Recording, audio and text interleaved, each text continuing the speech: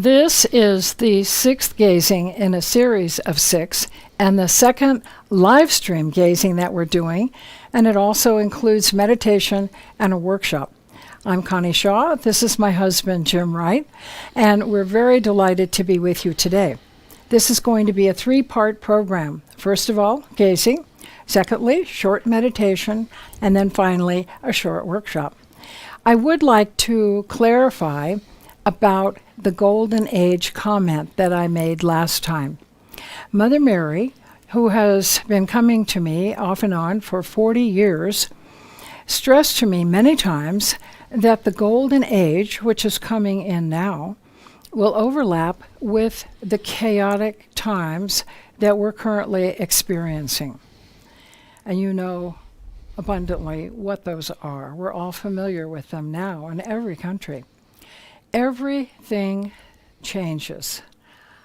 Life is a process of adjusting continually. Now, you might wonder why we call this program Legacy. We called it Legacy because your legacy is about to kick in. No matter if you're rich or poor, or employed or unemployed, or healthy or sick, your dharma, your legacy that you are going to leave to the world remains the same. That legacy is love in action. Infuse all acts with love every moment. The secret to safely moving through these times, actually, there are 3 points I'd like to make. One is to love everybody and stay in the present moment. Secondly, pray often and focus inside, not outside. Number 3, think for yourself and do your own research. Now, although we have asked you to wear white so the masters can see inside you and have a good look at your skeletal system, your blood, and organs and glands, I found out a long time ago from doing a lot of radio and TV interviews in particular that when people wear white, it makes the screen jump. If they wear stripes or plaids or checks, that also makes the screen jump. So we have to continually try different colors and combinations to make sure that the background doesn't go out of focus, and so that the screen doesn't start jumping all over the place. So when we ask you to do something, we do it too, unless it just is not workable. Now, the next thing I'd like to mention is that the Masters, the Lord, and the angels are with you right now. They're surrounding you where you are, and because they're all-knowing, all-powerful, and all-present, they're everywhere with everybody on 5 continents all at the same time. Isn't that a thought? Now, please listen very carefully to us today and to the Masters, who will have messages for each of you, even though you may not be able to hear them yet. The more you listen, the more you may have big epiphanies or insights. Also, this is not a contest. Don't compare yourself with other people. Don't be disappointed if you don't have fireworks and see lots of masters. This is a process of evolution. And each time you attend gazing with us, you are receiving upgrades on many levels. It's not for us to determine what those are, but the masters know what we need. Some people need physical or emotional healing first. Other people have worked for lifetimes to be highly aware, alert, vigilant, and evolved. And as a consequence, they're working at a different level. Now, because we have so many people from so many cultures, language groups, and we have so many ages of people watching, from elementary school students to people in their 80s and 90s, we make our stories simple and our healing process is simple so that everyone can have success in understanding them and applying them right away. This is a process of lightness. It doesn't have to be heavy. We're not the doer. God is the doer, and the Father within us does the works. That's true for everybody. So that concludes the introduction. And now we're going to move to meditation. Actually, we're going to move to gazing and then meditation. If you're sitting off the floor in a chair or on a couch or someplace off the floor, please uncross your legs and place your feet flat on the floor. If you're on the floor, you can keep your legs crossed and sit however you are sitting on the floor. Now if you would take your hands, place them face up in a receptive position and put them down on your legs or on your knees, whatever's comfortable for you, but leave them in a face up position. Now let's take 2 or 3, actually let's take 3 slow breaths in and out. So let's go in and out. In and out. In and out.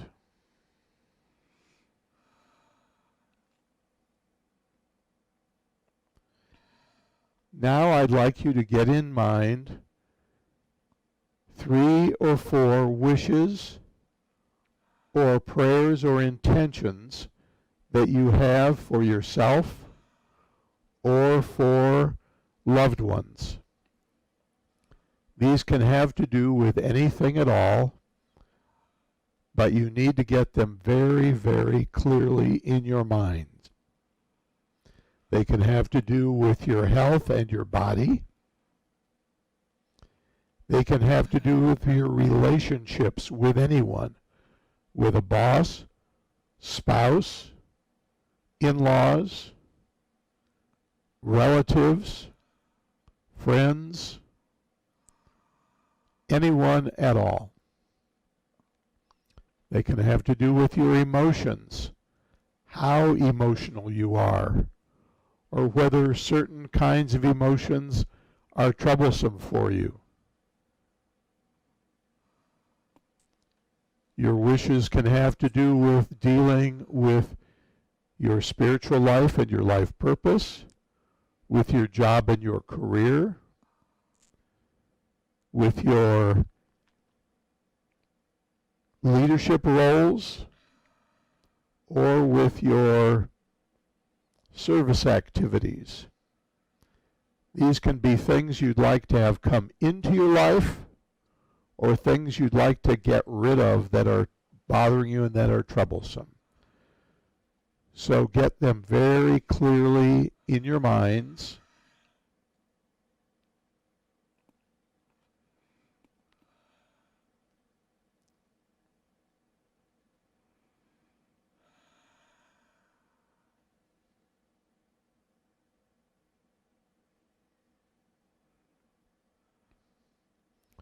When you're gazing, just look at us with a soft, open, almost unfocused look. You're not trying to stare. You're not trying to transfer energy back and forth. There's no need for that. Just a very soft look in our direction. And while you're gazing, allow your mind to become free from thoughts. Let all of the thoughts drain away. Let your mind become empty. Empty mind. If while you're gazing you notice that you are thinking again, that's okay. It's not a problem. Just notice it and go back once again to empty mind.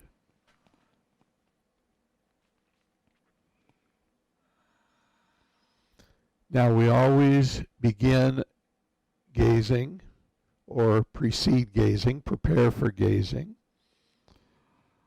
with a breathing exercise involving our consciousness and our spiritual heart center located right in the center of our chest. So let's all breathe in right now. Breathe in deeply. Now imagine your consciousness dropping down into your spiritual heart center. As you breathe out, notice the feeling that you have as your breath gets right down to your spiritual heart center. It's this very special feeling that each of you will have. Let's do that once more. Let's breathe in deeply. Now breathe out. Imagine your consciousness dropping down into your heart center and notice how it feels when it gets there. That's the point at which you're connecting with consciousness, the point at which you're connecting with all that is, the point at which you're making a special connection with those people who are nearest and dearest to you. Let's do that one final time. Let's breathe in deeply. Breathe out, imagining your consciousness dropping down into your spiritual heart center and noticing that feeling as it gets there.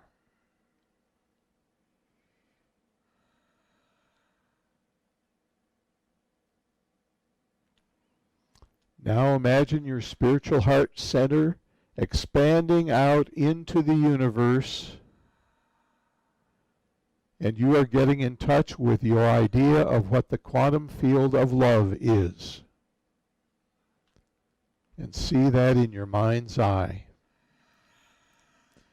Feel how wonderful that feels. You truly are love. And you always have the ability to be connected with that. Now you can come back into the room. If you have photos of friends and loved ones, people who would like to have help from the masters during this gazing, during this time we are together, many of you have laid them out on the floor. Some of you have put them on poster boards.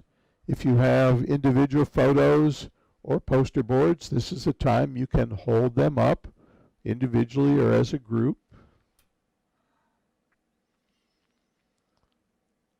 And let's open our eyes for sure now and begin gazing.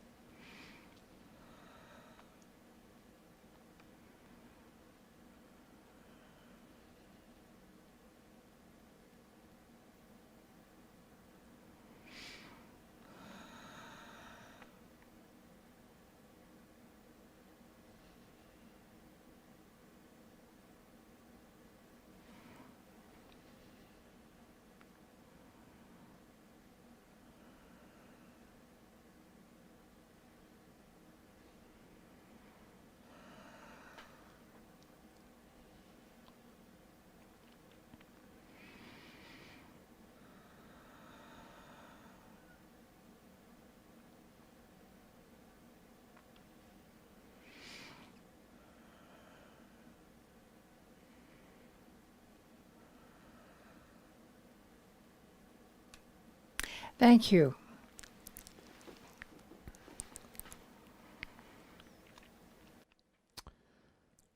The Masters have been with all of us, working with all of us, ever since you came into your room and sat down and started making preparations for today's live streaming.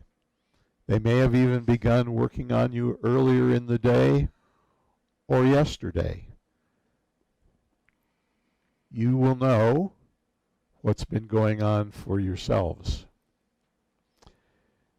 They've asked that we all meditate for about 10 minutes while they continue to work intensively with all of us and with our loved ones.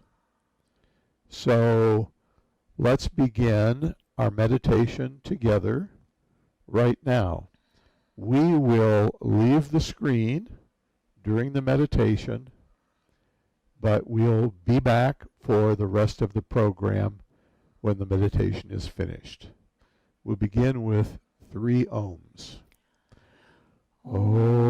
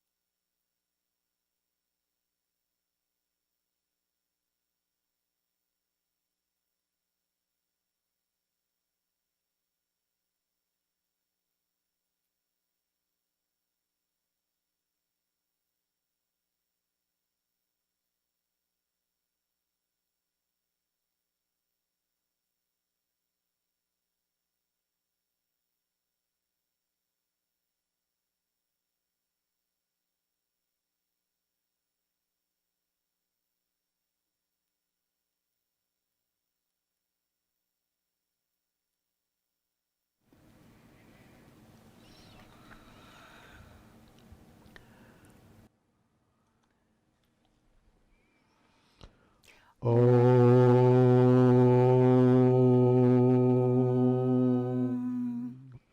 Shanti, Shanti, Shanti. Peace, Peace, peace. Welcome back. And now this would be a good time for you to jot down a few notes regarding your experiences with the Lord, the Masters, and the angelic host. If you heard any messages, be sure to note that down while they're still fresh in your mind.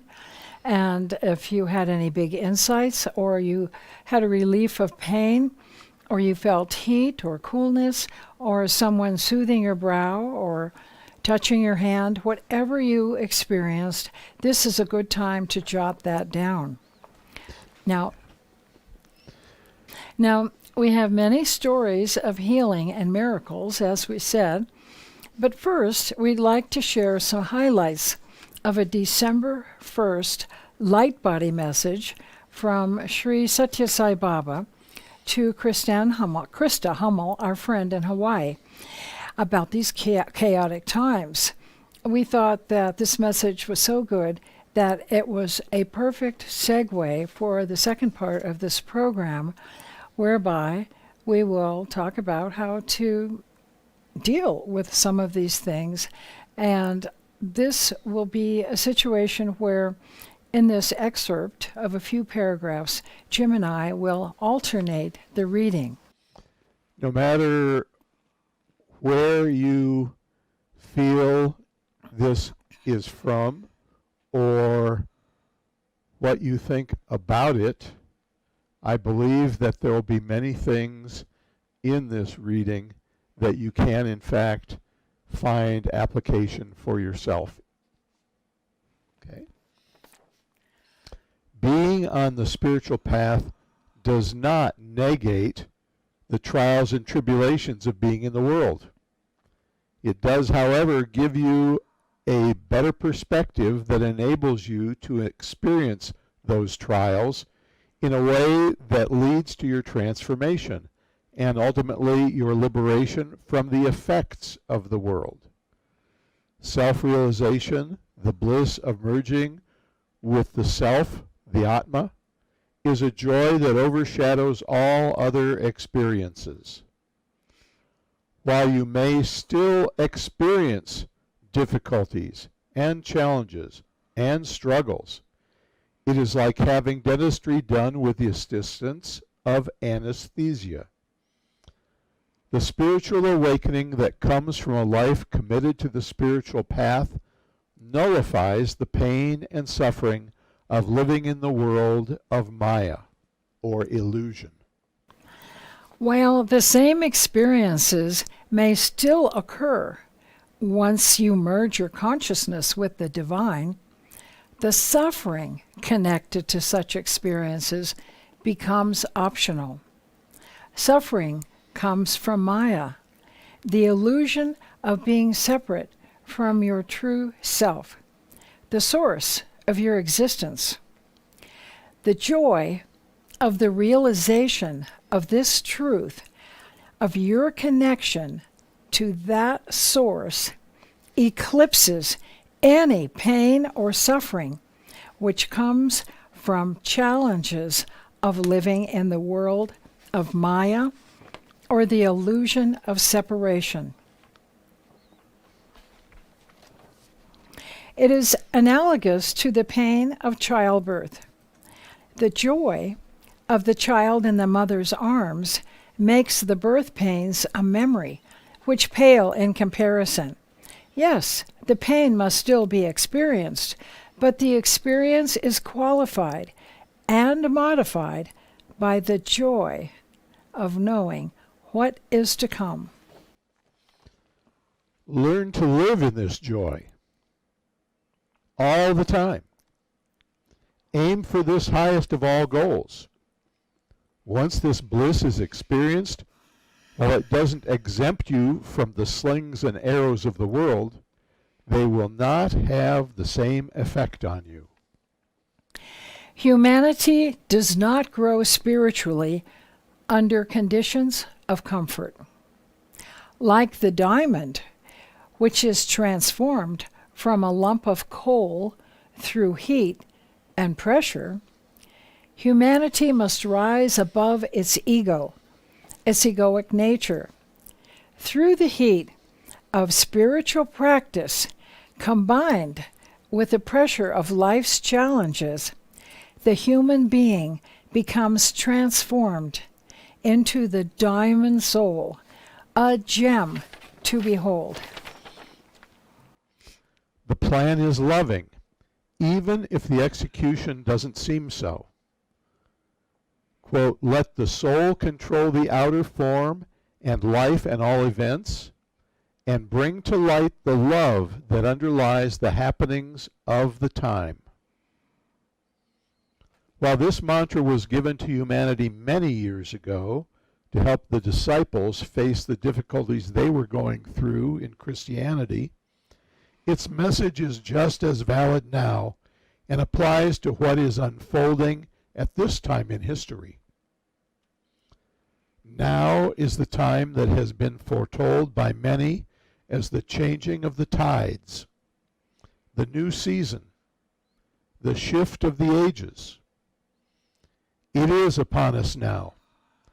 The old has had its day, and it is now time for the new consciousness to emerge and spread its wings and fly across the whole of the universe. You are here to witness this grand event and to participate in it as well.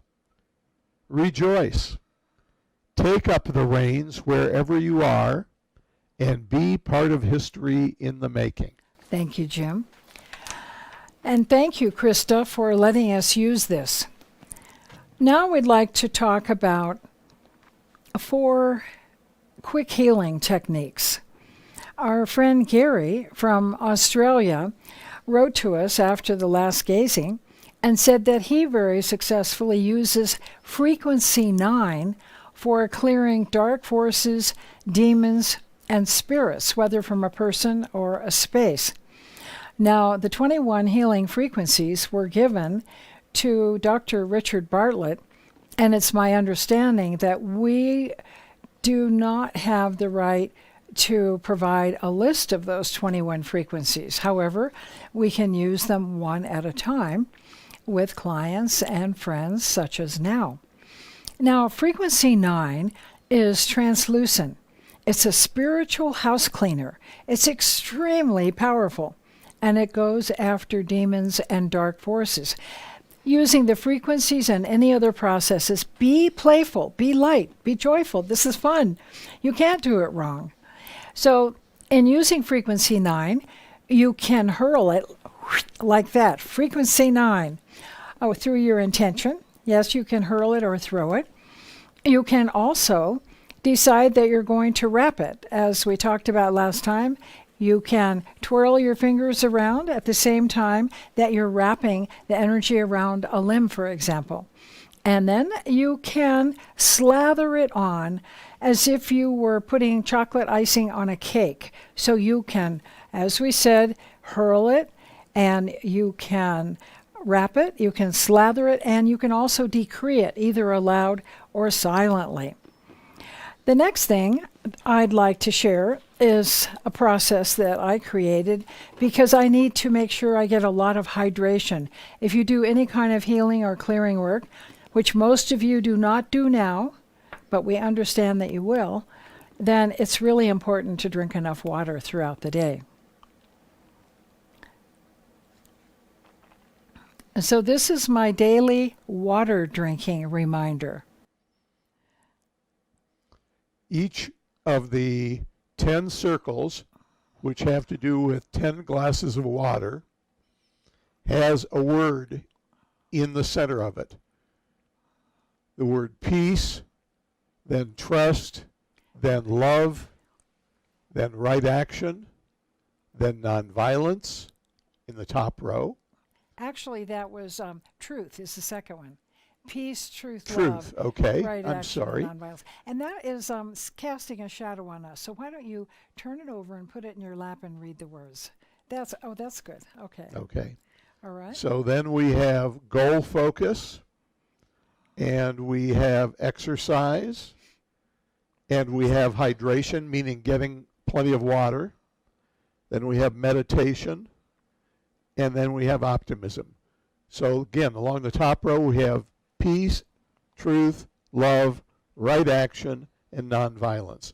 So what Connie does is she has this down flat on a table, and she has a glass of water that she drinks out of. She's going to drink 10 glasses a day, and she fills that glass with water and places it on the first circle, which is peace.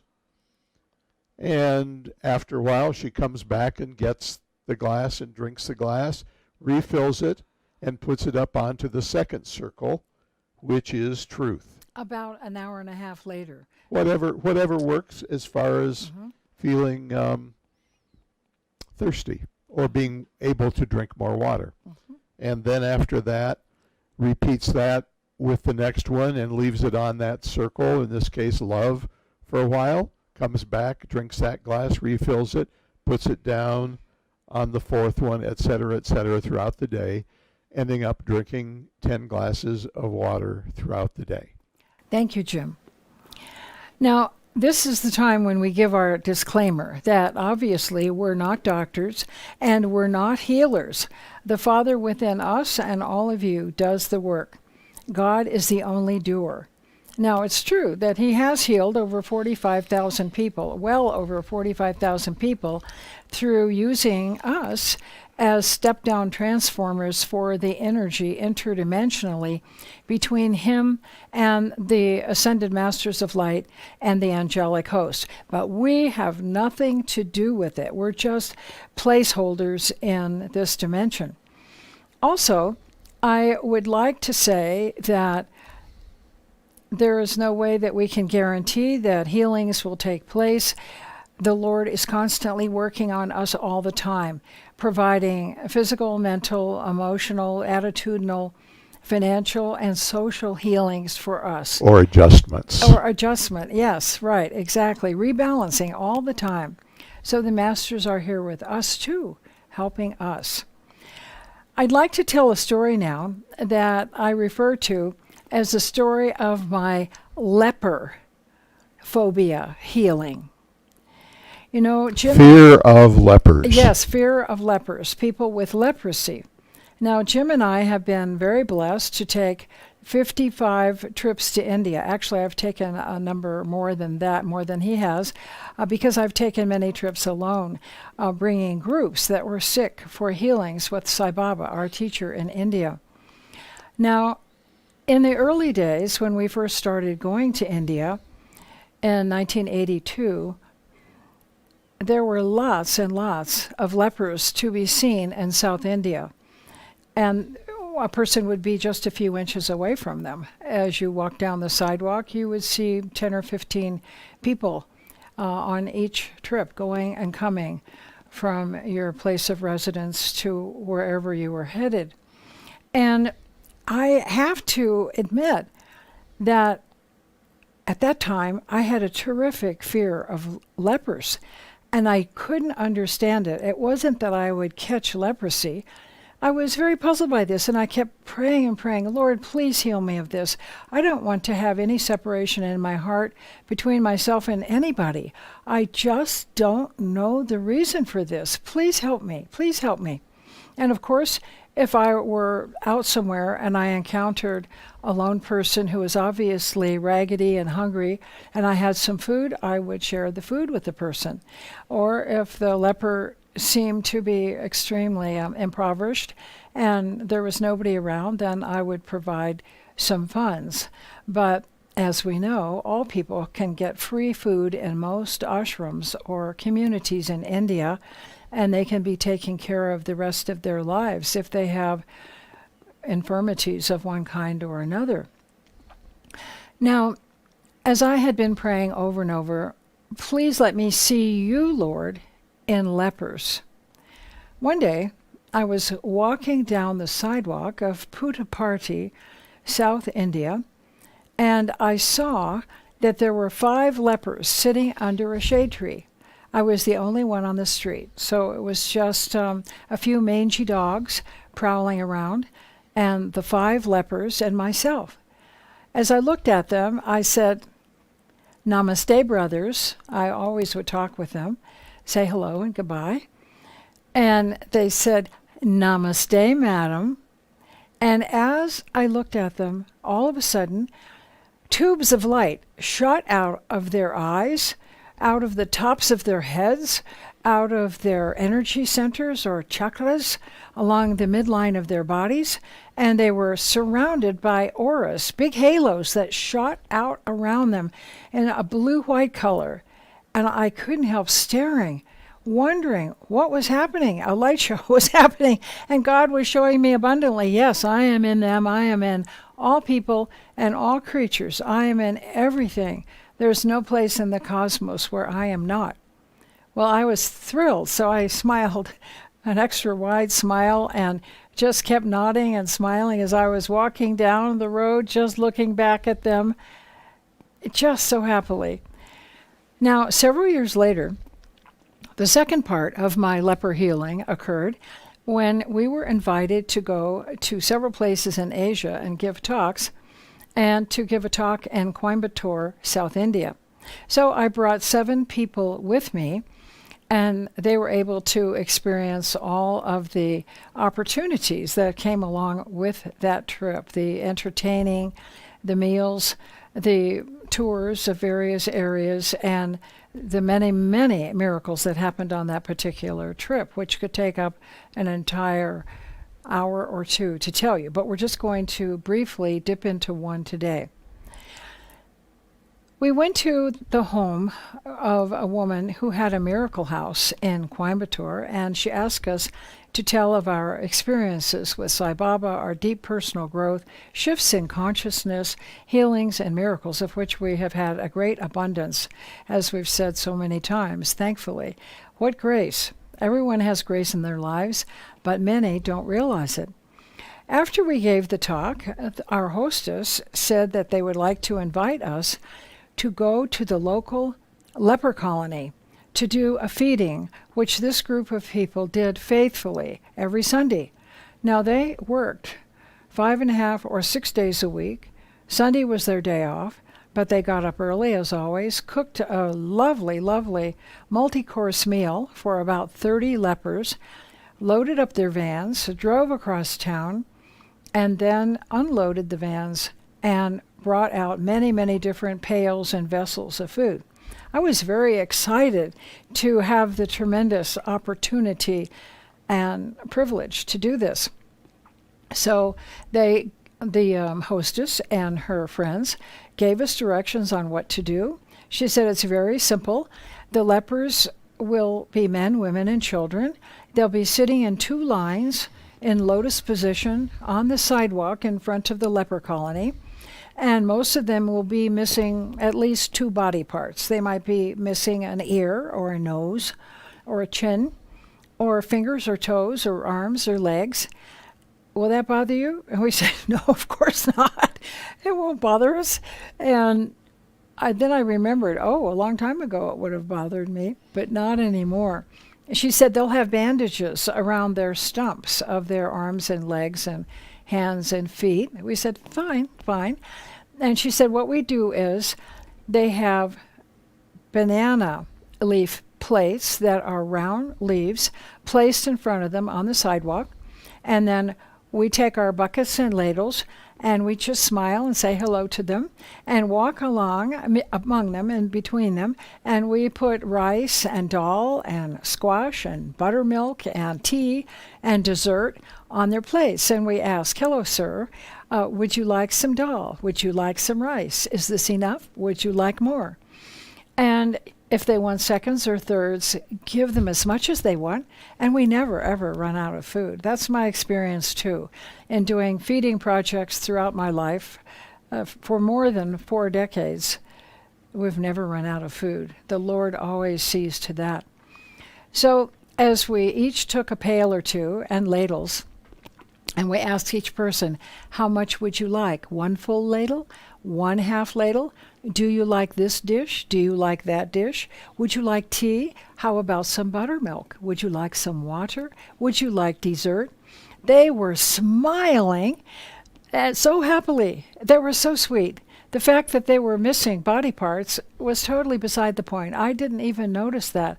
All I noticed was their beautiful brown eyes and their lovely hearts. And I was so deeply touched by them. I thought, what sweet people. These are such compelling people. I love these people. And eventually, after everybody had seconds or thirds and kept thanking us profusely, and we thank them for the chance to be with them in that way, then we finally finished the feeding.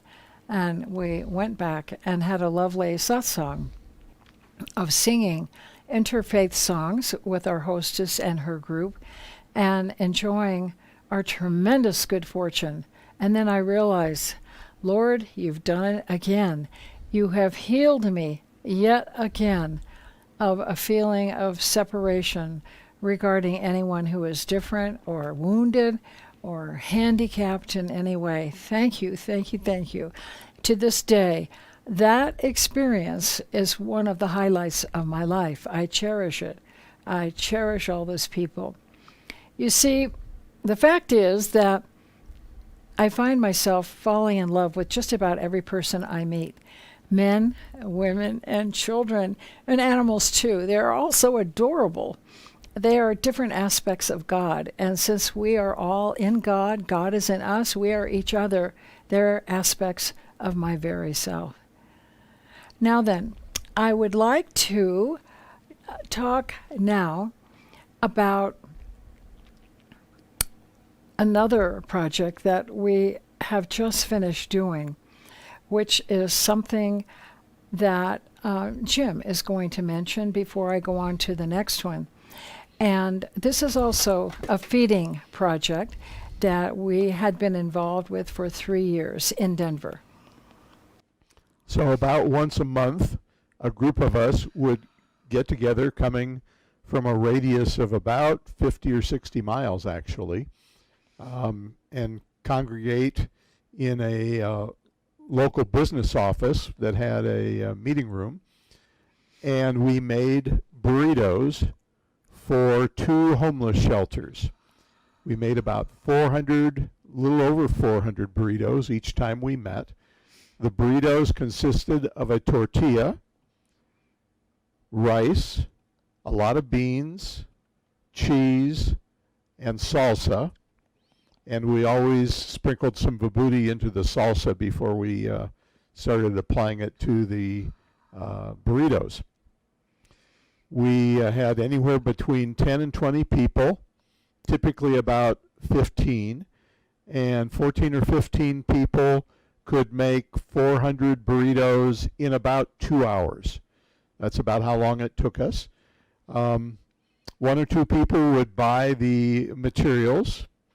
One of the people would cook up all the rice in a couple of big rice cookers and bring that to our get-together.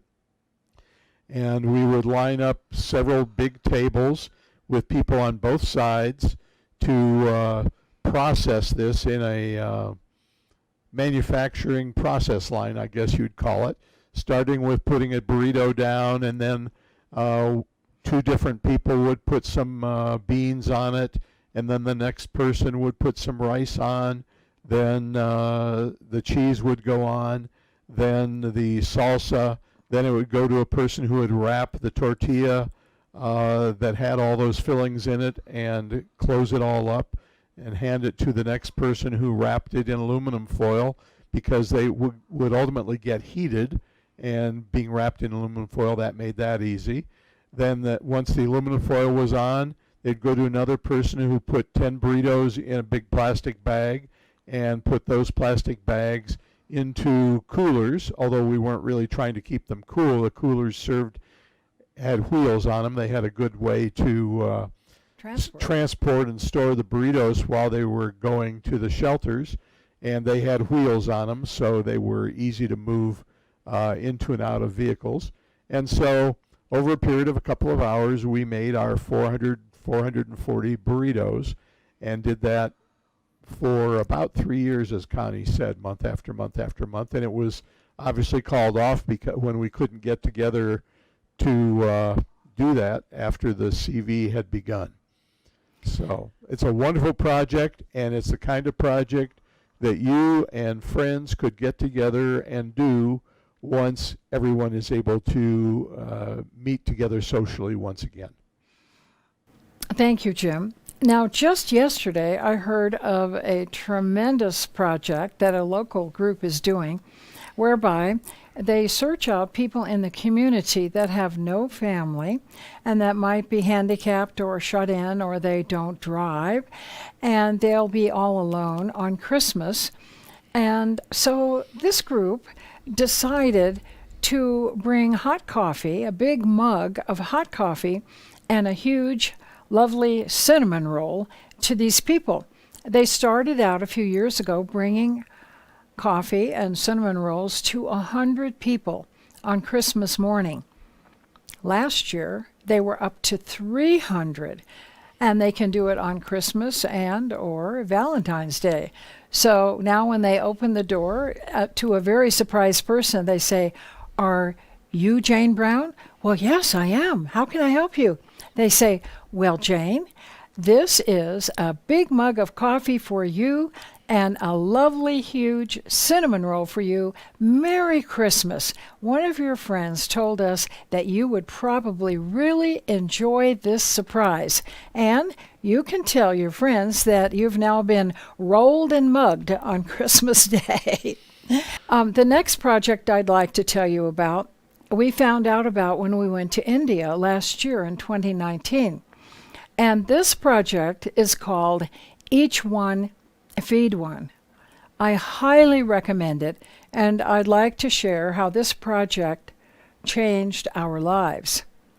Each One Feed One has no organization to join. There are no dues. There are no fees. There are no reports. There are no letters. There's no correspondence.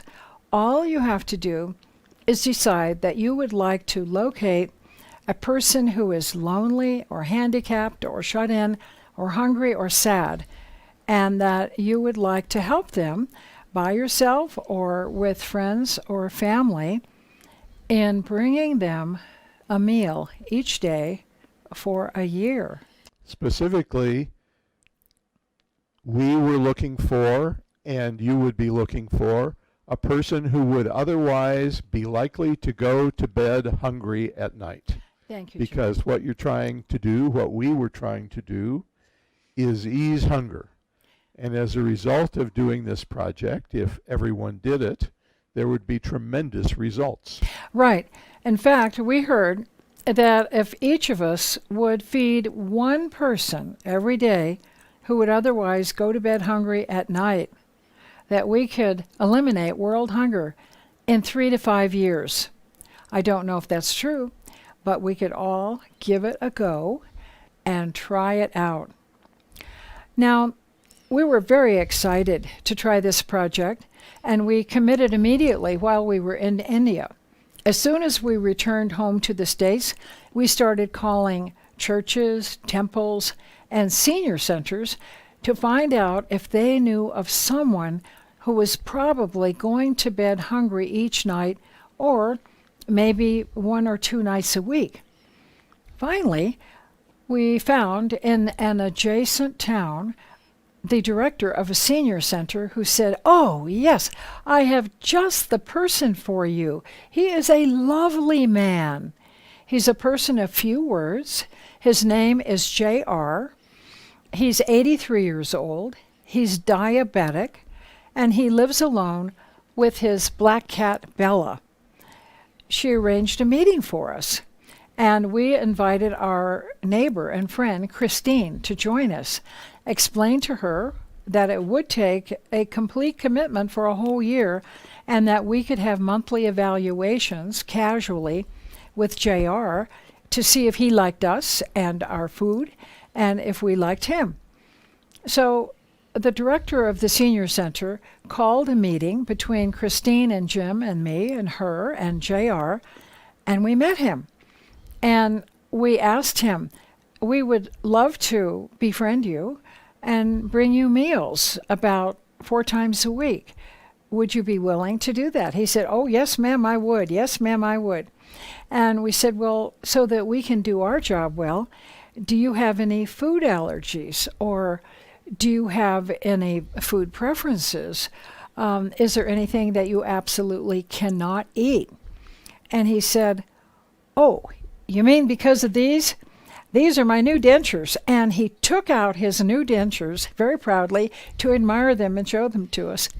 And after we got over the shock, we said, well, does that prevent you? False teeth for those of you in other languages or cultures. Yes, right. False teeth, uppers.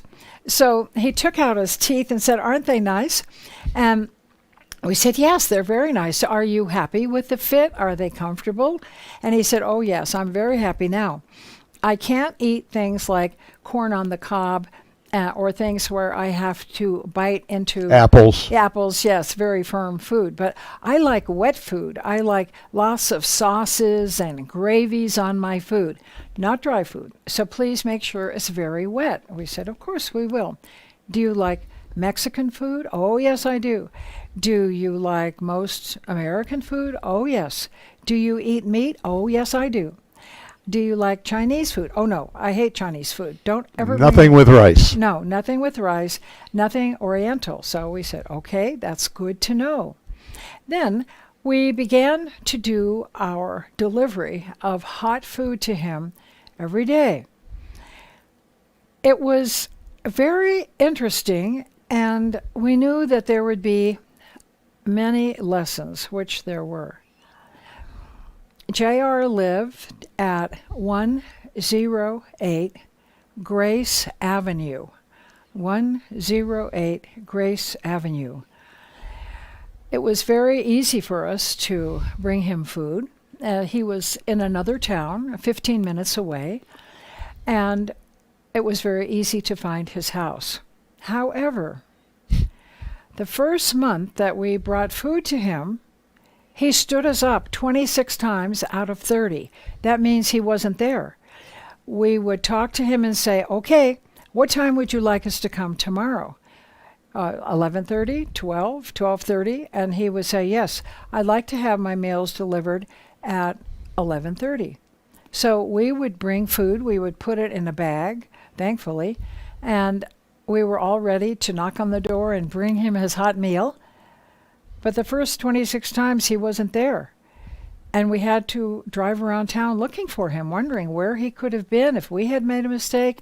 We knew what his car looked like. Yes, so we were searching for his car at the library, at the senior center, at the 7-Eleven store, and so on. And sometimes it was at his house. Right. And sometimes he was there. He was profoundly hard of hearing, and sometimes he didn't hear the doorbell or the knock. Now, the first time I delivered the food, he was very happy to see me again, and I told him what all the items were. I described the meal, and he said, thank you, ma'am, for bringing me my hot meal. Now, what's your name again? I said, it's Connie Shaw. And he said, oh, right, like that singer, Connie Francis. Who's sorry now? Who's sorry now? Whose heart is aching for a breaking somehow? That's J.R. singing. Yes, that's I don't sing, but that's J.R. singing. You had your way, now you must pay. I'm glad that you're sorry now. I always liked that gal. Didn't you like that gal? I said, oh, Connie Francis. Yes, she had a lot of good songs. And you know, JR, some of those songs were very vindictive back in the old days. Who would want to be happy that somebody was sad? He said, I know. Well, the next time I brought his meal, once again, and he was a person with a sense of humor, although a person of very few words, a kind-hearted man, 5'6", bald, beautiful blue eyes, very rotund, and he was a diabetic, as I said. Just a lovely being. And so I brought him the meal, and he said, "What's your name again?" I said, "It's still Connie, Connie Shaw." He said, "Oh, right, like Connie Francis. I always did like that gal." And I said, "Right, she had a lot of good songs, didn't she?" He said, "Oh, yes." Now, the third time this happened, and he said, "What's your name again?" I realized the reason that he was not there the first 26 times we brought his meals, and the reason he kept asking my name, is that he was developing dementia. He could not remember his commitments from one day to the next, and we began to feel very sad. He told us that his brother Dewey was going to be coming in 3 or 4 months and was going to be cleaning out the house, fixing it up, and putting his house on the market for sale. Well, we felt very sad. To be able to channel our sadness that he was going to be leaving, we asked him if we could trim the bushes in his front yard and trim his old drooping big shade tree in the front yard, and also replace his broken house numbers 108 with brand new ones, which we did. Then eventually it turned out that his brother came and put a sign in the front yard saying "for sale," and he collected JR and drove him 4 hours away to the other side of the state to live closer to him. Now, one of the things that Jesus talks about these days is that when you love someone, there are several things involved. There are 2 processes. When you get to know them, usually you get to befriend them. And then you find that you're loving them. And then you find that you're attached to them. But if you don't detach in this lifetime from every person, place, or thing, and prevent clutching, grasping energies from entering into your relationship, then you will suffer. So I had to learn with JR that although I had fallen in love with him, as I do with most people, that I had to reel my love back into my heart, and I had to have a neutral love for him, a compassion that was deep but not attached in any way, so that I would be able to prepare myself for whatever might happen, and that I would always be grateful for the opportunity to know him and to love him and to serve him. You know, nobody is too young or too old or too feeble or too infirm to do service, selfless service. If you are in a hospital lying flat on your back, you can keep a prayer list, and you can pray for many other people twice a day. If you're in a nursing home, you can organize snack bags and comfort kits for the homeless. If you have neighbors in an apartment building, or you have friends or family, you can decide that you would like to have your legacy be the extension of love to people who are sick, sad, lonely, distressed, widowed, people who would be in a much worse state than you are, and who could be greatly relieved and shifted by your encouragement, cheerfulness, and love. Now then, I would like to thank all of you for being with us today, and we look forward to doing many more live gazing workshops and events with you, God willing. We thank you for being on the earth and for extending your love to all those that you meet. It's going to take all of us to move through these times with grace and courage and strength. Stay strong. Just know that the Lord and the Masters and the angels know all about every single one of you, They've been observing you since you were born. They know what you need before you know what you need, and they know how and when and in what way to provide it. So now I would like to quote Psalm 150. Let everything that has breath praise the Lord. Thank you.